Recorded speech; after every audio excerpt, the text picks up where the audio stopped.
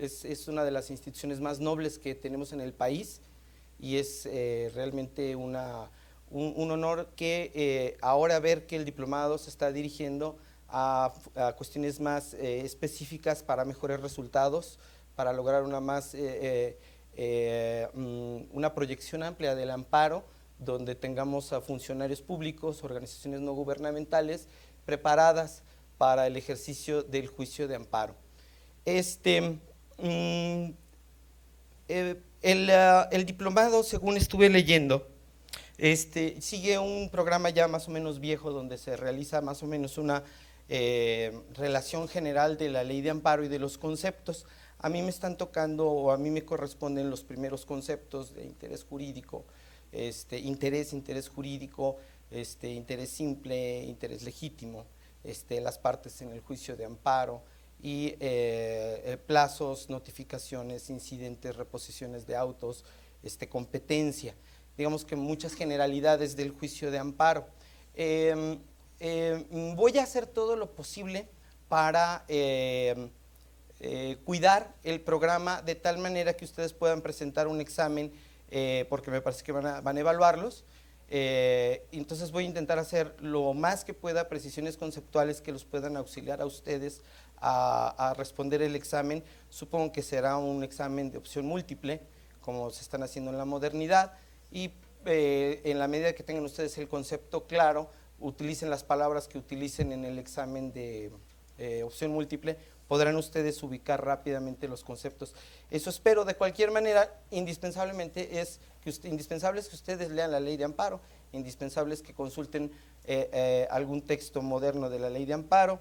Me parece que yo traigo este texto de los nuevos que han salido de la magistrada Campuzano Gallegos, es de los textos que pueden encontrar en librerías aquí, que es el manual para entender el juicio de amparo, que viene con muchos esquemas, viene bastante comentado, viene muy simple, muy sencillo, muy digerible el libro de Campuzano, muy recomendado. Aquí viene pues prácticamente el curso que están tomando. Bueno, para iniciar, antes de iniciar, la idea de mi intervención es lograr 1 hora y media de exposición, descansar, tomar otra hora y media, y como nos encontremos, si ya se quieren ir, pues nos vamos. Caso contrario, pues podemos continuar, o como ya indiquemos, no me interesa como agotarlo en esta sesión. Yo sé que es una sesión muy pesada por ser viernes y que ya salen todos de trabajar, entonces voy a poner, para que no haya manera de que yo me exceda, estoy poniendo el reloj con 1 hora 26, va a sonar la alarma y me va a indicar y me voy a tener que detener. Bueno, antes de iniciar la charla respecto del interés, quisiera romper un poco el hielo que puede existir entre ustedes y un titular de un juzgado de distrito. Un tema que se está convirtiendo, pues como dicen ahora, viral, o se está convirtiendo mediático. Hace unas 2 semanas salió en el Excelsior, en el canal del Excelsior, un periodista, José Buendía, que estaba discutiendo de la situación del amparo y su politización, digamos que esta postura donde empieza la sociedad percibe que hay un gobierno de jueces, porque los medios han empezado a sacar o a presentar las noticias donde hay una suspensión contra el cierre de una avenida, donde se otorga una suspensión a algún delincuente, alguna salida de algún funcionario público a través del amparo, donde creo que a Rodríguez Medina o a Medina Mora, no sé cómo se llama el sujeto de Rodrigo Medina, le otorgaron una suspensión para no comparecer a una audiencia inicial de juicio oral. Y bueno, existe pues esta controversia de, por lo menos a nivel mediático, de que el juicio de amparo se está politizando o se está empezando a usar en forma donde está interviniendo en políticas públicas o en áreas propiamente del Ejecutivo. Yo no sé si esta es una percepción general o sea solamente la percepción de los medios en base a un momento que se está viviendo en México. Yo quisiera primero pues oír sus opiniones al respecto. ¿Cuál es su percepción actual del amparo? ¿Qué opinión tienen primero de nuestro instrumento en 2016? Entonces, preguntarles, no los conozco. No sé, compañera, usted podría comentarnos qué percepción tiene del juicio de amparo. ¿En verdad se ha politizado? ¿En verdad ha perdido su nivel de control, legalidad o su nivel de formalismo? Estamos atendiendo cuestiones meramente contingentes de la administración pública. ¿Cuál es su opinión? ¿Cuál es su nombre primero? Miriam. Yo no litigo amparo, entonces, bueno, pero conozco la materia, literalmente. Yo creo que sí tiene mucho que ver las autoridades en esto. Sí se ha politizado, sí tienen que ver las autoridades de repente en la corrupción que existe. Yo creo que sí nos hace conocer más, tenemos que conocer poquito más de lo que es las formalidades del juicio de amparo, lo que implica realmente o legalmente el juicio de amparo. Ok, a ver, ¿alguien más, compañero? Sí, aunque como dijo su nombre, compañero. José Antonio José Carrillo, Antonio. Sí, a las órdenes. Gracias. Sí, sí, lo he visto. Sí, como dijo el expositor en la semana pasada, el juicio de amparo se ha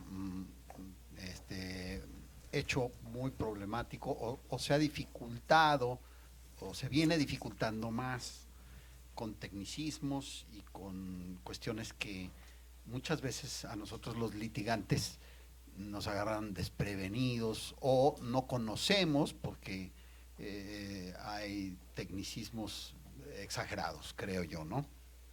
Entonces,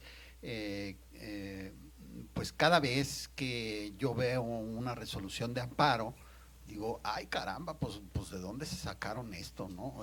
O sea, hay cosas que le decía yo al de la semana pasada, ¿cómo es posible que un colegiado en Monterrey me dijera que en un juicio donde se me señalaron los derechos para embargo de mi demandado en otro juicio, que había, que era yo tercero incidentista, eventual, y bueno, cosas que la verdad, aunque tratan de justificarlo, pues son muy técnicos o de repente se sacan cosas de la manga pues para resolver de una manera u otra. Ese es mi criterio muy general del juicio. A ver, ¿algún otro compañero? Sí, bueno, no sé quién está primero. Buenas tardes, José Valadez, para servirles a todos. Mi opinión sería que el amparo sigue siendo un juicio, una institución muy noble en nuestro país. Obviamente que no se van a ganar todos los asuntos, pero sí es un medio eficaz para el respeto a los derechos humanos, y sobre todo con esta reforma de 2011 que se materializó hasta la reforma del 3 de abril de 2013, con la nueva ley de amparo, pues definitivamente sí necesitamos actualizarnos para ir viendo qué otras implicaciones y variantes tiene hoy en día el amparo, el juicio de amparo. En Estados Unidos, la intervención del Poder Judicial, de los jueces, son muy respetadas, tienen un gran respeto al pueblo gringo hacia sus instituciones judiciales. De tal suerte que ahora el candidato que va por el Partido Republicano, cuando hizo una crítica hacia un juez de los Estados Unidos por estar ventilando un caso de sus empresas, fue un comentario negativo desde luego hacia el juez, y todo eso le acarreó muchas antipatías por el gran respeto que se tiene hacia los jueces. Entonces, mi perspectiva es que en México también el Poder Judicial siga teniendo esa jerarquía en cuanto a la intervención del Poder Judicial e intervenga en el equilibrio real de las fuerzas de los poderes, pensando que ahora el amparo se ha ampliado mucho más con esta reforma constitucional. Gracias. Sí, a ver, compañero. Sí, que el juicio de amparo es un instrumento efectivo en general, podríamos decir. Pero creo, por ejemplo, en la parte cuando tú le mencionaste de una persona pidió un amparo para quitar unos maestros ahí de la Ciudad de México, pues nada más me dijeron, bueno, está bien, inclusive salió en la televisión, pero me dijeron después que en cuanto se ve la foto y todo eso, de ratito otra vez, se metió otra vez. Entonces, ¿realmente es eficaz? Es uno. Dos, porque al final yo creo que la cuestión es más política de los maestros, pero que al final hay un amparo y que no se garantice, porque es un perjuicio para, digo, para los comerciantes, para toda la gente, para moverse y más en la Ciudad de México. Entonces, hay que cuestionarlo. Y también del amparo, el principio de relatividad. Creo que esa parte tiene que revisarlo correctamente. Y la otra parte, creo que a veces la Suprema Corte ha sido más allá de la Constitución y de los legisladores. Bajo el principio bajo una laguna, creo que a veces inclusive va más allá de la Suprema Corte porque va en contra de la propia cultura de México. Entonces, no puede ir más allá. La Suprema Corte, me queda claro que también el legislador tiene que estar mucho más allá de esas lagunas o problemáticas que tiene el país, para que, si hay justicia, que lo haga, pero no que vaya más allá, más sobre todo en contra de la cultura mexicana. Ese sería mi comentario. Bueno, hablamos de que… perdón, compañero, disculpe. ¿Alguien le está sonando el celular? Algo así. Sí. Maestro, yo recuerdo al doctor Burgó Ayano, hijo del doctor Burgó Orihuela, gran defensor del amparo mexicano. Y recuerdo hace unos cuantos años que decía que estábamos asistiendo a las exequias del amparo, y lo decía con motivo de la reforma en donde la suspensión provisional en materia fiscal no se concedía sino pagando el crédito. Y esta posición nos hizo obviamente reflexionar acerca del valor de la suspensión en el amparo. Un amparo sin suspensión, decía él, y con cierto tino, a mi parecer, realmente desvirtúa el amparo. Es decir, lo hace, decía él, lo hace ineficaz si no existe la suspensión del amparo. Es decir, que el corazón del amparo él lo ubicaba en la suspensión. Ese tema yo quiero dejarlo sobre la mesa nada más para saber su opinión al respecto. Y respecto del otro asunto, de si se ha politizado, yo creo que sí se ha politizado, y qué bueno que se politice. Digo porque a fin de cuentas, politizar hay que definir primero qué es para cada quien politizar. Si se entiende como el utilizar el amparo para todas las cuestiones de carácter político, en el sentido amplio, yo creo que estamos de acuerdo. Qué bueno que se politice, porque entonces resulta que estaríamos diciendo que se está ampliando la petición del amparo en muchas materias y en casos concretos muy interesantes para la sociedad en general. Yo así lo vería. Y en ese sentido digo, si nosotros pensamos en un amparo politizado, decimos, el amparo debe politizarse, pero concomitantemente con el asunto de la politización del amparo, tenemos el tema de si se ha complicado más la petición del amparo o de tal suerte que la justicia no alcance a través del amparo para que sea asequible a todo el conglomerado. Es decir, que estaríamos asistiendo pues a un tema de una justicia, digamos, elitista, una justicia cara incluso, porque claro, quien contrata a un abogado, a un buen abogado, debe desembolsar unas cantidades importantes también de dinero, porque el experto en el amparo realmente hace un esfuerzo extraordinario, implica tiempo también de estudio, en fin, realmente estaríamos hablando de esa es la pregunta, realmente estaríamos hablando de una justicia que se aleja cada vez más de las clases populares. Ok. ¿Usted, compañero, quería opinar? Mi nombre es Miguel Armando Pérez Andrade, soy representante de una ONG, URGE se llama. Tenemos un concepto muy claro de lo que es el amparo, en virtud de que si nosotros promovemos un amparo es porque pedimos el amparo de la justicia federal. Y el Congreso pues es el que participa en esto y el que debe de vigilarlo.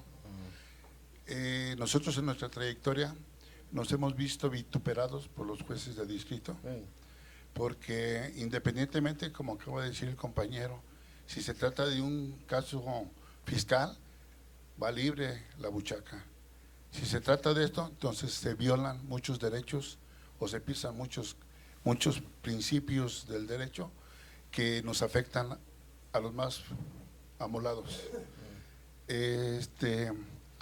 Yo pienso que la publicidad del amparo o lo político representó ya en un momento muy importante con Burgó Arihuela, el papá del que señala él. En 1986 él le negaron a Pato Pascual un amparo sobre un problema que traían laboral y de independización, y entonces él lo que hizo, compró unas páginas de un periódico de alta circulación y ahí plasmó su amparo, y ese es el primer amparo social que él señaló en su teoría y que la sigo señalando en sus comentarios, porque fue una de las cosas más importantes en el aspecto de que la Suprema Corte tuvo que llamarlo a él y llevar un acuerdo diferente. Y yo creo que si es cierto que la soberanía del Estado está depositada en el pueblo de México, el pueblo debe de saber qué clase de funcionarios, cómo se venden, qué es lo que hacen. Nosotros tenemos una publicación que ahora ya nos ha llegado hasta el último, en donde un magistrado, Manuel Díaz Infante, con tu mano en la cintura hizo una aberración del derecho y nosotros nos tuvimos que callar, pero tuvimos después problemas porque se mofó o llegó más allá de las cosas que deben de ser y se implementaron demandas. Bueno, entonces, si ustedes quieren eso, pues tenemos que darlo a conocer al mundo entero, de que un magistrado tiene la manga tan larga que puede negar el derecho, puede hacer con el derecho un negocio, con su función un negocio, y lo que vale es su firma. Y entonces, pues creo que ahí debemos de tener una advertencia a todos los mexicanos, porque nosotros somos los que tenemos la soberanía del pueblo. Sí, bueno, estábamos hablando de la politización del juicio de amparo y lo que dice, yo creo que es un país muy diferente. En este momento están con un juez de distrito, están hablando libremente, no hay policías, los estamos grabando, creo que siempre nos están grabando aquí en la Casa de la Cultura. Podemos hablar mal de los magistrados, mal de los jueces, mal de las sentencias, mal de nuestro trabajo, podemos, cosa que cuando nos toque hablar a nosotros de los abogados, pues igual podemos hacer lo mismo, ¿no? Entonces, está bien, es un país para eso, la Casa de la Cultura es para todos, hay pluralidad de opiniones. Si el debate fuera la administración de justicia, pues efectivamente estaríamos en un debate de este punto, pero vuelvo al tema, la politización del amparo. Hay una posición del amparo importantísima en el país, es nuestro único instrumento ciudadano de garantías, indiscutiblemente es lo único que tenemos, es uno de los instrumentos históricos de los procesos más antiguos de Latinoamérica que existen. Estamos ante uno de los juicios más venerados del país, más admirados del país. Lo seguimos estudiando, pero tenemos que ser muy críticos frente al amparo, tenemos que tener posiciones un poquito más reflexivas, todos los abogados, los jueces, los magistrados, no podemos seguir consintiendo todo lo que está sucediendo. ¿Y qué es lo que está sucediendo? Cada amparo en el país le sale aproximadamente a nuestro estado en más de 19,000 pesos o 25,000 pesos si se va a revisión y con quejas. Eso es lo que cuesta un juicio de amparo para nuestro país. No solamente ese es el problema es que el porcentaje a 2016 de amparos concedidos son entre un 20 y un 30%, 25-30%. De eso no ha subido durante 10 años la concesión de amparo, todo lo demás se niega, se sobresee. ¿Qué es la interpretación? Puede ser que los jueces son corruptos, la interpretación puede ser que estamos ante una situación de gran ineptitud, a veces de litigante, donde promueve cosas absurdas, fuera de contexto, no tienen viabilidad, y lo mejor para el país y ante cualquier ciudadano, yo estoy dispuesto a dar la cara, es declarar la improcedencia inmediatamente y que el país no siga gastando en un procedimiento inútil. Yo creo que yo tengo la cara de decírselo a un ciudadano, este juicio le cuesta a mi país tanto, y ¿sabes qué? Lo estoy desechando porque ni siquiera sabe escribir la persona que escribió esta demanda. No tiene ningún sentido. Tenemos demandas en este momento por corta uñas, te los juro, corta uñas, porque una persona tiene hongos en la penitenciaría. Tenemos demandas porque no le prestaron su revista, tenemos demandas porque no le han inscrito un teléfono. Eso le cuesta a nuestro país miles y miles de pesos. Y resultados completamente inútiles porque finalmente se va a sobreseer, se va a negar. Tenemos un juicio de amparo carísimo, pero al mismo tiempo es gratuito y no tiene consecuencias. Las gentes pueden mentir, parece ser que tienen el derecho a ostentarse como terceros extraños a juicio, tienen el derecho a hacer, me acuerdo de una demanda de amparo donde un sujeto venía en contra de la corte, por el asunto ese de la marihuana. Una demanda de 60 hojas, llena a mano, donde todo lo que decía, yo tuve una secretaria hasta las 2 de la mañana leyendo esta verdadera sandez, porque eso era. La compañera tiene hijo, tiene marido, hasta las 2 de la mañana leyendo las tarugadas del señor, y teníamos la obligación de hacerlo y de contestarle y decirle que no procedía, asegurarnos de que, para decirle que no procedía el amparo contra una resolución de la Corte, y con toda la propiedad, pues no íbamos a escribir una sandez, desecharle y estudiar todas las argumentaciones absurdas. Tenemos una profusión del juicio de amparo. A mí me tienen estudiando pagarés, a mí me tienen estudiando demandas meramente fiscales, a veces del oportunismo de que quieren reponer procedimiento.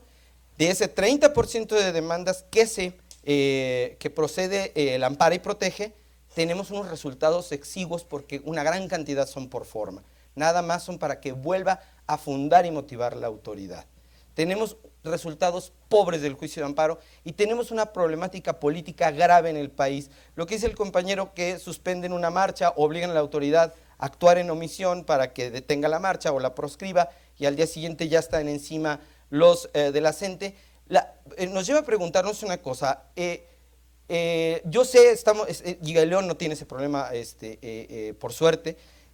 Tenemos esta gran maravilla, está en la provincia. Los capitalinos y en otros estados están de cabeza, Oaxaca, los empresarios. Pero sí quiero decirles una cosa: si México empieza a tener una posición, nuestro país, el Estado, empieza a frenar las marchas, empieza a frenar a la CENTE, el paso que sigue de la CENTE es el terrorismo. México está al borde del terrorismo, esa es la verdad. O sea, no estoy yo a favor de la CENTE, no estoy diciendo eso. Lo que estoy diciendo es que es un problema político grave, inmenso, muy, muy, muy grande. El amparo es un instrumento muy pobre para problemas de ese tamaño, estructurales de ese tamaño. Si un juez dicta una suspensión para un efecto positivo, para que la autoridad se emplee en esto, está arando en el desierto, porque es un problema político que no va a resolver con una suspensión. Es un problema político muy, muy grave. Entonces, lo que hay que reconocer es que estamos en un estado con una gran problemática, con extremos de pobreza, extremos de riqueza espantosos, que no podemos creer la riqueza que existe en el país. Gente particulares que en provincia, en una provincia como Guanajuato, tienen aviones privados, propiedades inmensas, gobernantes haciéndose millonarios, una prensa abierta, una prensa que está exponiendo todos los días, un presidente con un Congreso en contra, con una opinión pública adversa. El amparo está en este momento, pues no en una situación caótica, pero sí en una situación muy difícil porque estamos rebasados por las cantidades de amparos, porque es gratuito el amparo, porque es muy costoso para el país, porque no tenemos personal suficiente, porque el personal está cansado, porque esta situación de extremo está generando sentencias pobres, sentencias a veces sin contenido, sin resultado eficiente, sin realmente una eficacia en resolver un asunto en forma total, porque el amparo se ha vuelto un amparo legalidad, donde nos la pasamos estudiando la opinión de sus jueces locales, porque como que todo el mundo tiene garantizado el que estudiemos, reestudiemos y reestudiemos las opiniones de sus jueces locales, a ver si de casualidad nosotros podemos opinar en forma diferente. Tenemos litigantes en general que todo quieren que lo haga el aparato de justicia, que no quieren un juez, quieren un psicólogo, quieren un traductor de cosas absurdas, piden cosas y efectivamente vienen con actitudes heroicas de defensa, pero con argumentos que pues no les puede comprar nadie. Es una situación caótica del amparo en este aspecto. Tenemos una Suprema Corte con secretarios que estudiaron en España, que tienen doctorados en Alemania, que son extraordinarios abogados, pero que están generando sentencias muy complejas. El amparo está empezando a ocupar conceptos cada vez más complejos. Es muy difícil trabajar en un juzgado de distrito, se trabaja desde las 8 de la mañana, se sale a las 12:30, 1, se trabaja sábados, se trabaja domingos, se hace hasta lo imposible en las secciones. No tenemos a veces capacidad de ver los asuntos en forma en verdad trascendentes, los verdaderos asuntos importantes. Por ejemplo, teníamos hace poco, digo para que vean a qué me refiero, tenemos en principio el montón de asuntos que buscan dinero, la gran mayoría busca dinero. O sea, el amparo fuerte, pues el fiscal, dinero. Los que pueden pagar un amparo fiscal y tienen los formatos fiscales, los que vienen a defender una propiedad ya que está en ejecución, estamos llenos. Todos los asuntos de orden económico, eso sí, son la cantidad fuerte. Pero llega un asunto de casualidad que estudiamos y vemos que cuando viene en la demanda, señala que es una mujer que ha sido objeto de violencia por parte del esposo, señala que tuvo que salir del país 3 días, y que el marido le quita 2 criaturas, la demanda, ella es representada por unos abogados, el juez le quita la custodia de 2 menores, ella pierde su trabajo, era la única que trabajaba en un banco, dice con tantos requerimientos y citatorios del tribunal, pues yo perdí mi trabajo, ya no me querían en el banco, y pues esto pasó hace 4 meses. La secretaria pues de inmediato hace el proyecto de sobreseimiento, improcedencia de inmediato para pues extemporánea, no trae los 15 días, que te vaya bien. Sin ningún miramiento va para atrás. Y ya, sabemos que el colegiado esto lo confirma con los ojos cerrados. Estudio el asunto y le digo, no, ¿sabe qué? Vamos a detenernos, vamos a requerir a esta mujer.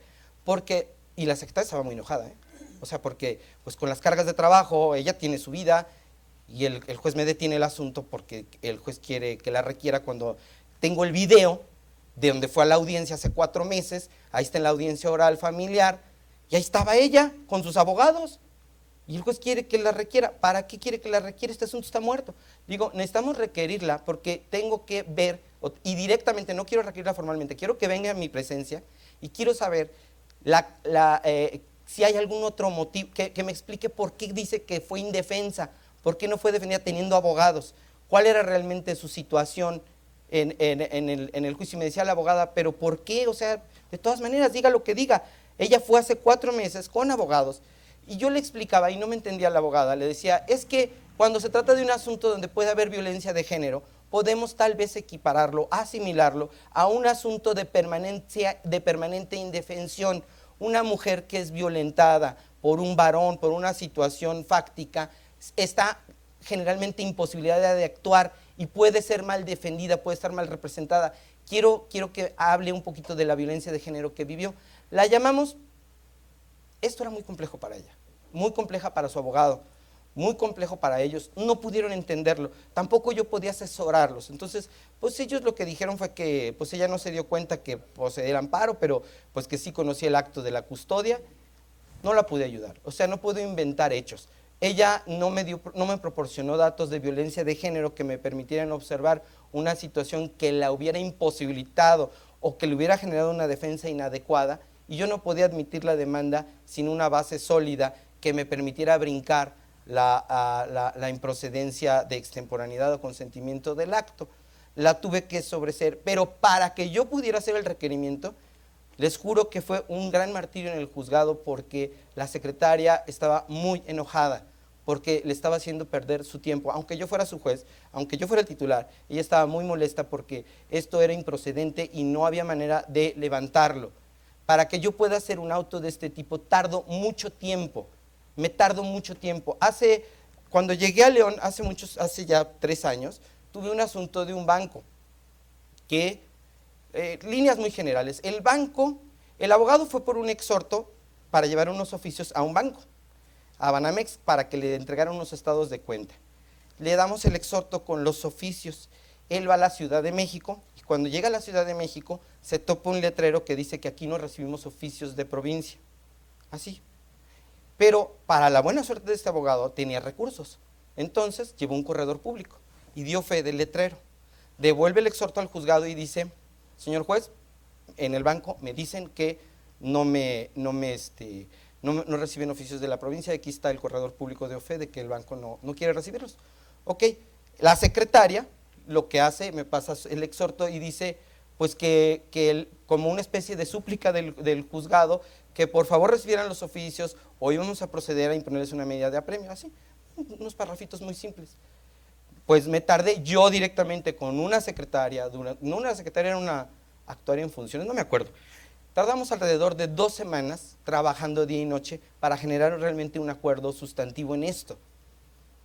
¿Qué decía el acuerdo nuevo? Pues el acuerdo nuevo ponía de cabeza a la institución bancaria y ordenábamos en ese momento que en el momento de la entrega de los oficios comparecieran 2 oficiales de tránsito, 2 oficiales de policía preventiva, que si el primer funcionario bancario que se negara a recibir el oficio, se aplicaría inmediatamente un arresto, y que por cada día de retraso en el incumplimiento se le aplicaría el máximo legal por día de retraso, entre otras cosas. O sea, se hizo un tratado de guerra brutal, pero se sintió el poder del Poder Judicial brutal. O sea, y obviamente el actuario, porque esto ya lo hicimos en León, ya no lo hicimos en la Ciudad de México, al actuario nomás le dije, pues, hay que explicarle, porque esto es muy delicado, decirle: oye, no vayas a aplicarme el arresto a la recepcionista. Ten por favor mucho cuidado, a la recepcionista no. Exacto, me llamas al jurídico, cuando la recepcionista diga que no le reciben, que pase el jurídico y que me arrestas al jurídico, no a la recepcionista, porque hay que cuidar eso, porque el que paga los platos rotos es el policía de la entrada. Entonces no le dije, cuídame ese detalle. Efectivamente, en cuanto el jurídico leyó el oficio, recibió todo y se acabó el problema.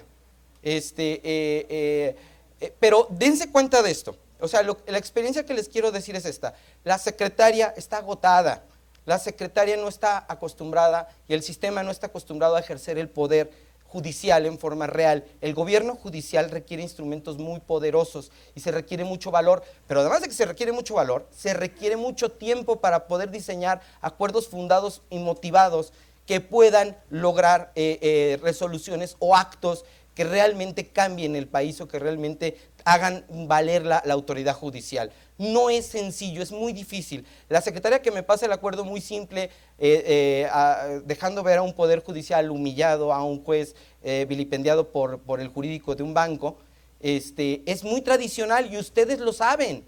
Ustedes, no creo que yo les esté platicando algo que no hayan visto en toda su carrera, o sea, ver cómo le escupen al poder judicial cualquier institución.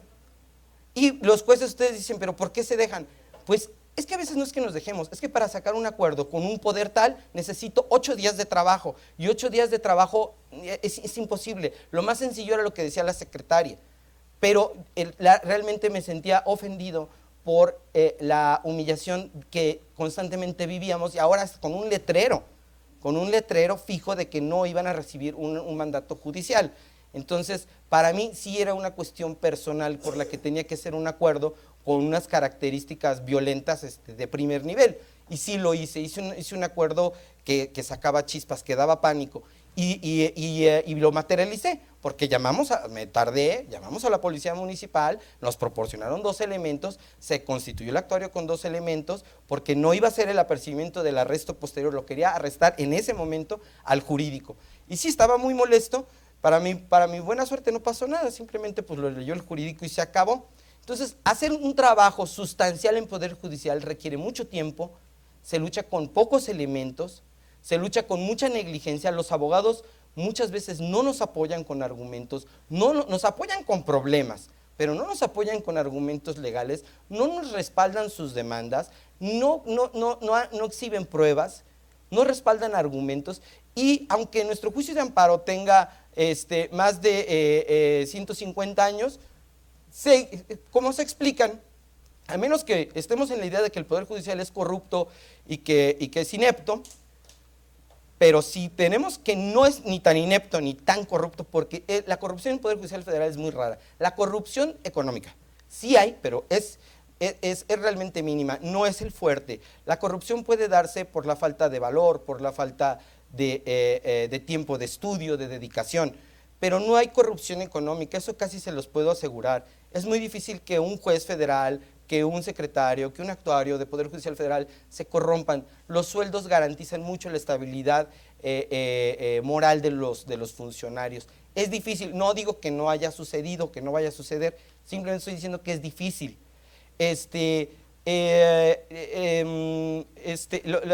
Me perdí porque me fui con lo de la corrupción. Les digo, a menos que pensemos que el Poder Judicial es corrupto o inepto, ¿cómo nos explicamos que más del 70% de las demandas no tiene sentido tramitarlas, procesarlas, porque multipliquen más de 1 millón y pico de demandas al año? El 70% es de tramitación inútil, absurda, no procede. Ese es un gasto inmenso de nuestro país. Y para que yo saque un acuerdo en protección de una mujer, de una mexicana, es imposible, no tengo ni tiempo, no tengo personal capacitado, los secretarios están agotados. Los verdaderos problemas de derechos humanos son muy difíciles atenderlos en Poder Judicial. Estamos al borde de trabajo patrimonial. Nos dedicamos a cuidar el patrimonio de aquellos que pueden pagar abogados. Los asuntos realmente de perspectiva de género, los asuntos de niñez, de derechos de niños, son realmente litigados por verdaderos héroes del sistema. Realmente son asuntos pro bono. Nadie gana por los asuntos que vemos en Poder Judicial Federal siempre tienen una cuestión patrimonial. Los ejidos, perdónenme, pero son cuestión patrimonial. En cuanto sus tierras tienen un valor patrimonial, entonces empiezan a promover demandas porque les construyeron una carretera, o porque ya los invadió un fraccionamiento, o ya unos del ejido le habían vendido un fraccionamiento y los otros se enojaron. Todas son cuestiones económicas, de puro dinero. Ese es el problema del amparo. El amparo se ha vuelto un instrumento patrimonialista, un instrumento al servicio, pues, de los capitales, que son los que pueden pagar. Y esto es muy contradictorio, porque diríamos, oye, pero si el amparo es gratuito, si no cobramos por la tramitación del amparo, ¿por qué se ha vuelto patrimonial? ¿Por qué no pueden acceder la gente humilde al amparo? Bueno, porque la sociedad actual se ha vuelto muy compleja. Y por sencillo que sea el amparo, es complejo, es de una tramitación compleja. Cada vez hay conceptos más y más complejos. El Estado ha cambiado, el país ha cambiado. Para poder impetrar y para poder lograr una sentencia de amparo se requieren grandes conocimientos, se requiere tener mucha experiencia en el juicio de amparo, y bueno, eso lleva mucho tiempo, saber pelear contra los jueces de distrito, promover revisiones, promover alegatos, tener tiempo para ir a hacer alegatos de oreja, estar cuidando el juicio de amparo, impugnar informes, ampliar informes. Se necesita un amparista, un especialista que esté todo el día cuidando el amparo. En esa medida es posible ganar un amparo. No se va a ganar por una cara bonita, no se va a ganar por un argumento social o por poner la cara de la defensa de la sociedad. Se va a ganar cuando haya abogados preparados y jueces que estén dispuestos. ¿Significa que todo está mal? No, no todo está mal. No todo está mal. Hay cosas que hemos ganado mucho. ¿Qué es lo que hemos ganado? Y bueno, ahorita espero ya empezar con el programa. ¿Qué es lo que hemos ganado? Primero, los jueces de distrito, todos en la actualidad, somos designados por exámenes y concursos que son durísimos. Yo vengo de un concurso abierto, quiero decirles. Yo me identifico con los litigantes. ¿Por qué me identifico? Porque yo fui litigante. Yo vengo de un concurso abierto. Yo no fui hecho en Poder Judicial como mis compañeros. Yo no nací en la incubadora de Poder Judicial. Yo también estuve sentado esperando las copias, yo también estuve esperando una suspensión, yo también tuve que pasar a hablar con la secretaria a ver si me la podían pasar la suspensión lo antes posible. Yo también sufrí desechamientos de demanda. Vaya, lo que cualquier abogado amparista ha sufrido, yo lo sufrí. Yo lo sufrí desde fuera, yo también se me fueron clientes sin pagarme, todo lo que a ustedes les pasa, vivir al día, angustiado porque tienes gastos fijos y tus asuntos solamente no dan vuelta. Bueno, todo lo que viven ustedes yo lo viví. Y yo soy un ejemplo en el aspecto de que el Poder Judicial me permitió ser juez de distrito siendo externo. Yo entro de un concurso externo. Aunque estuve en Poder Judicial antes y me había capacitado ahí, 10 años, o sea, fueron 5 o 6 años después cuando entro de nuevo al cargo de juez. Entonces, ¿se ha democratizado la función? Sí, en general sí. No entran ya jueces por designación de ministros, como antiguamente se hacía, y sabemos, ahora se sabe en la actualidad, que este sistema de designación de ministros era muy simple. Le toca a él, tú designas a uno, lo votamos a favor, te toca a ti. Cada ministro le tocaba el turno de designar a un juez o a un magistrado, y así ese era el turno. A quien existía también una regla implícita de no te pases. Sí existieron negociaciones que rebotaron, no fue todo tan terso. Sí hubo gente que dijo, a ese no. No, frígues, ese no, al que quieras, pero ese no. Sí hubo por ahí negociaciones de gente que rechazaron. No era lo más común, pero era designación antigua, así era el sistema de designación. Actualmente ni magistrados ni jueces entramos de esa manera, entramos por exámenes que son públicos, que se graban, que se hacen guías de estudio. Ha habido muchísimos casos de rechazados, de hijos de ministros rechazados como 10 veces en exámenes. No voy a decir nombres, pero hubo varios hijos de ministros que han sido rechazados en exámenes. Muchos compañeros secretarios de la Corte que eran los non plus ultra que no pasaron el examen de juez. Ha habido muchos casos. Entonces, el sistema se ha democratizado, sí. Para ser secretario de Poder Judicial se requiere un examen. Ya no nada más es ser abogado o amigo de un juez. Te hacen un examen y te lo hace un examen un instituto de capacitación y le dan resultados al juez. Para ser actuario se requiere examen. No puede ser, para habilitarte en ciertos cargos de Poder Judicial se requiere pasar una capacitación especial y demostrada. Por lo menos ahorita están secretarios, actuarios y lo que es estadística. El de CICE tiene que tener también una calificativa de capacidad. Los oficiales todavía no, los oficiales todavía pueden, los mecanógrafos que les llaman, los oficiales todavía entran por la libre. En el tercero no, en el tercero hacemos exámenes para ingreso de oficiales. Un oficial tiene que cursar un examen y se convoca a las universidades para que traigan gente nueva y se califica, también va por mérito el cargo de oficial, porque ese cargo depende de designación directa de juez. Entonces ahí también en el tercero hacemos examen.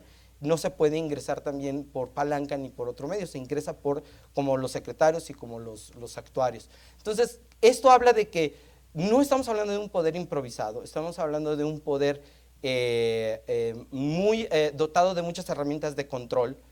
Meter una queja en Poder Judicial es muy simple, hay que levantar el teléfono y marcar. Poder Judicial tiene un sistema de control muy grande. Nada más, eso sí, o sea, es fácil levantar una denuncia contra cualquier funcionario, nada más que sí te van a exigir que la respaldes. O sea, que respaldes tu denuncia. Si hay corrupción, pues que haya algún dato objetivo, algún indicio claro de que el funcionario hizo algún acto indebido. Entonces, bueno, hay apertura de recibir denuncias por vía telefónica, por internet, pero está limitada a que haya cierta sustentabilidad y que no caiga en criterio judicial. Esa parte el Consejo no se puede meter, porque si se mete al criterio judicial el Consejo sería otra instancia extraña a los órganos jurisdiccionales. Entonces, principio normal del Consejo es: yo no me meto en criterio judicial, porque si tú quejas porque el juez no te dio la razón y te dio argumentos, eso es criterio judicial, yo no me puedo meter. Si está mal el juez, tienes recursos para ir en contra de su criterio judicial. No soy instancia de criterio judicial. Salvo que exista, todo tiene una especie de excepción, salvo que exista una violación evidente, clara a la ley, una desviación, pero evidente, manipulada de la ley, eso no es criterio judicial. Sí, o sea, si la ley dice que esto es blanco y el juez hasta citó, la ley dice que es blanco y aplicó que era rojo, eso no es criterio judicial. Ya desde antiguo se conoce que eso, la desviación directa a la ley, a la letra de ley, sí es una falta sancionable para cualquier juzgador.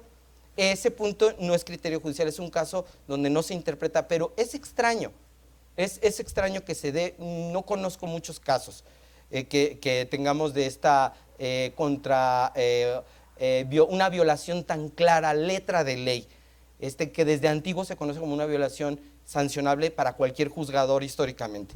Bueno, esta es la situación que yo advierto de Poder Judicial. Estamos bajo un régimen de trabajo muy fuerte, estamos dedicados a estudiar asuntos patrimoniales, asuntos con contenido económico, para dictar una sentencia con perspectiva de género, que tengo el honor de haber dictado varias, pero cuando estaba en Culiacán, cuando estaba de juez auxiliar, y ahí pues trabajaba en pura sentencia, y ahí sí pude dictar sentencias con perspectiva de género y hacer cosas verdaderamente que no tenían valor económico. Si a mí me quitan los asuntos patrimoniales, yo les puedo asegurar que puedo dictar asuntos, verdaderas sentencias de derechos humanos, pero la gente tampoco ya las promueve. Eso era uno de los puntos que les quería comentar. Los asuntos de derechos humanos no son patrimoniales. De veras, si alguien está interesado en derechos humanos, no piense en ganar dinero. Los verdaderos asuntos de grupos vulnerables, de mujeres en situación de violencia, de niños, salud, no son de dinero. No lo son, lo siento. Quizás por ahí haya un caso de una persona con dinero que abusa sexualmente de un menor, puede ser, claro, pero no son normales. Normalmente los asuntos de derechos humanos tienen una situación, no son de dinero.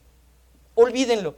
Si lo que vienen a aprender es cuestión de defensa patrimonial, les va a servir el diplomado también.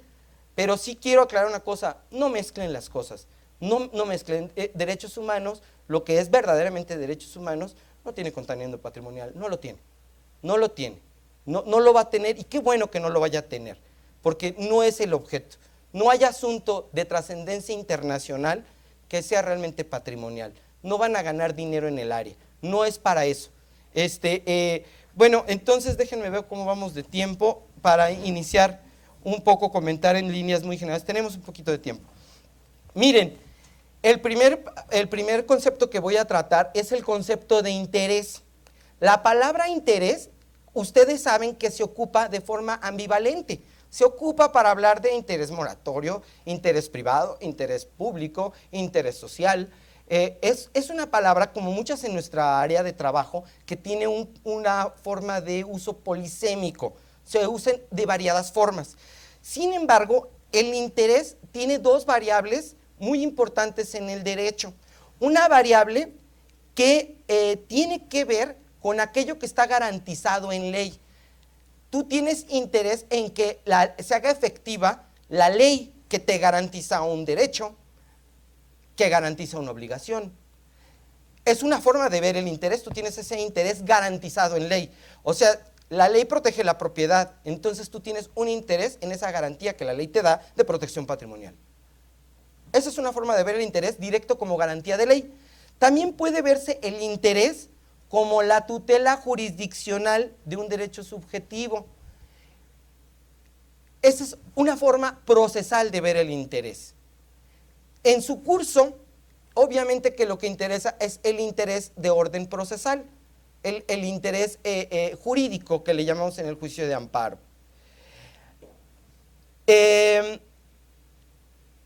La función esencial del derecho, llámese desde el punto de vista utilitario, que lo podemos ver, es garantizar o proteger intereses de todo el derecho, el que ustedes me digan, penal, administrativo, civil, es garantizar derechos y proteger estos intereses basados en necesidades de organización.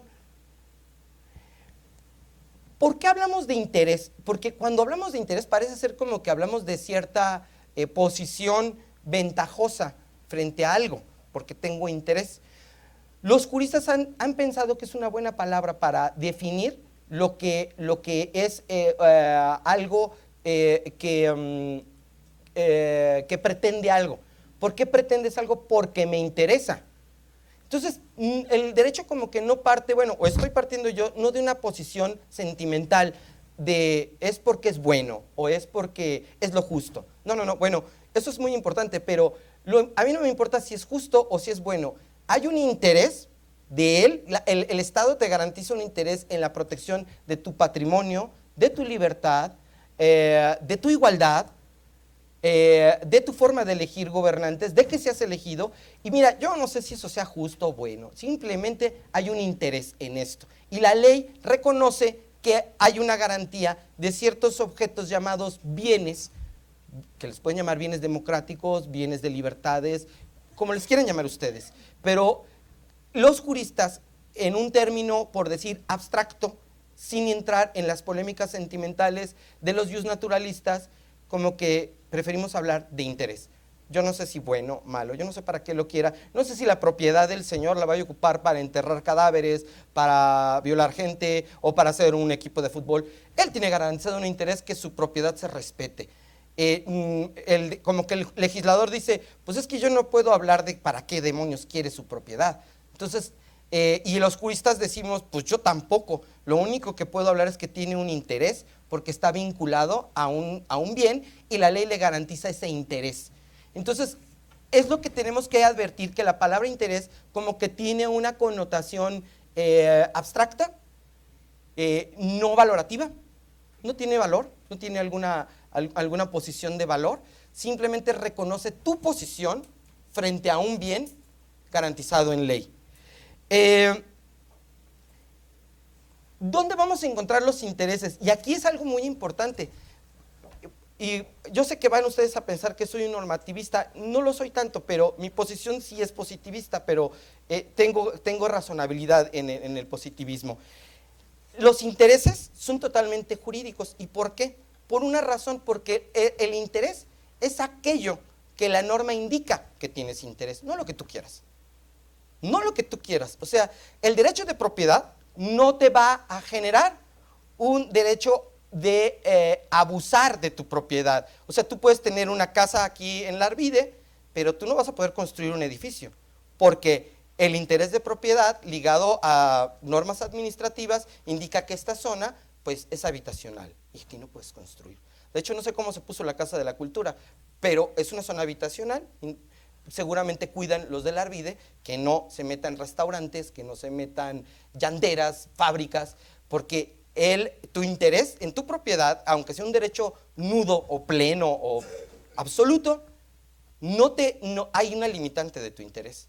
No te garantiza la norma construir un edificio en tu propiedad, pero es mi terreno, no importa, no te lo garantiza. Tu derecho de propiedad no está ni limitado. Entonces, cuando preguntamos, ¿hasta dónde llega un interés? La respuesta es hasta donde la norma indica que tienes ese interés garantizado, no más. Entonces, cualquier derecho que ustedes vean, ubiquen la medida del derecho en el interés garantizado en ley. ¿Hasta dónde te garantiza la ley tu interés? Sí. Sí, claro. Aquí a 2 cuadras pusieron una gasolinera y es la colonia Arvide. Antes de que hubiera la famosa reforma donde viene el interés legítimo, los vecinos de la colonia estaban molestos porque todas las casas de aquí del Arvide más aún en la Nicaragua, estaban desapareciendo como casas habitacionales y estaban apareciendo como negocios. Tuve conocimiento de varios amparos que se presentaron y se sobreseyeron. Aquí la cuestión no operó el interés legítimo de los vecinos en función al reglamento del cual usted acaba de hablar. ¿Por qué? Porque no venía todavía la reforma, pero sí afectaba como el origen del reglamento para la colonia. O sea, ahorita porque usted lo puso así específico, sí, claro. y que está aquí a 2 cuadras la gasolinera y que los resultados no fueron los favorables que se pretendían. Mire, me voy a adelantar un poco porque voy a tocar el interés legítimo, claro, pero es muy difícil opinar respecto de ciertos asuntos. Yo sé que todos queremos hablar del asunto donde perdimos, ganamos, y el que ganamos injustamente, o aquel que resolvió mal un juez, o no nos dio la razón, o se la dio el otro, pero casi nunca hablamos cuando nos dio la razón, ¿eh? Pero bueno, sí, es curioso. Pero mire, le voy a comentar el interés legítimo de la colonia frente a la posición de una gasolinera. Yo pienso que sí puede proceder, pero hay ciertas condiciones y a veces no nos damos cuenta. El interés legítimo implica una situación objetiva y un beneficio objetivo si ganas una sentencia. ¿Por qué les comento esto? Porque además es un interés garantizado en derecho objetivo. A lo que voy es lo siguiente: hemos tenido a veces demandas con interés legítimo de sujetos que vienen a impugnar que les pusieron una gasolinera, pero viven o nunca demuestran que vivían ahí al lado. Porque resulta que los vecinos verdaderamente batallosos son los que viven en 10 o 20 cuadras para adelante. Entonces, hay que ver la posición o la situación de nuestros quejosos para ver si tenían interés legítimo, porque hay muchos que vienen a quejarse sin ton ni son, o piensan que tienen interés legítimo porque viven en la Arvide, pero no al lado de la gasolinería, viven a 20, 30 cuadras, y esos son los organizadores de los grupos, y los que vivían al lado no les interesa y no van a la demanda. Digo, o sea, le estoy platicando como que de hipótesis. No sé cuál fue la hipótesis de este asunto. También desconozco si en lugar donde pusieron la gasolinería, pues está respaldado con un impacto ambiental, si es una zona, aunque es residencial, hay zonas residenciales con zonas que permiten partes de comercio, porque toda esta avenida yo veo muchos comercios, bancos, no sé si permiten esta situación. Les voy a comentar un caso que yo tuve de interés legítimo, y lo perdí, pero de cualquier manera me parece interesante. Era un notario que me contrata porque le da un gobernador clásico, ya se va y le da el fiat a sus amigos, a 2 o a 3, no me acuerdo, se va. Cuando se va el gobernador y muere el rey, pues ahora sobre todo con los cambios de partido, incluso era el mismo PAN, nada más que pues no se llevaban. El que entra de gobernador respalda una demanda del grupo de notarios de Aguascalientes y dice, órale, váyanse al juicio de nulidad contra los fiats que otorgó el que me antecedió. Se van y demandan por interés legítimo 2 notarías. El argumento de los notarios era muy simple. Los notarios decían, mira, las leyes en Aguascalientes permiten una notaría por tantos habitantes. De acuerdo al censo poblacional, pues ya estamos completos. Estos 3 notarías están fuera de la proporción habitante-notaría. Y dice, aquí está el dato. Entonces, mi discusión en aquel tiempo como litigante era, pues a ti que te causa perjuicio, o sea, demuéstrame que te está causando perjuicio la dación de estas notarías. Y se pierde porque el colegiado, tanto el tribunal administrativo como el colegiado, dice, no, mira, es que él puede defender el orden objetivo legal. O sea, la ley dice precisamente que nada más puede haber esas notarías. Y él es notario y tiene interés por ser notario, ser parte de ese grupo, ese gremio de abogados dedicado a la pública, y puede defender la ley del notariado. y le conceden razón, y aquí está el dato objetivo. Entonces se anularon los 3 FIAs, va para atrás, y estos señores ya habían comprado su notaría. No, pues ya imagínense, pues antiguamente una notaría que te la da un gobernador, ellos ya tenían sus notarías puestas, con oficinas y se las quitaron, y van para atrás las 3 notarías.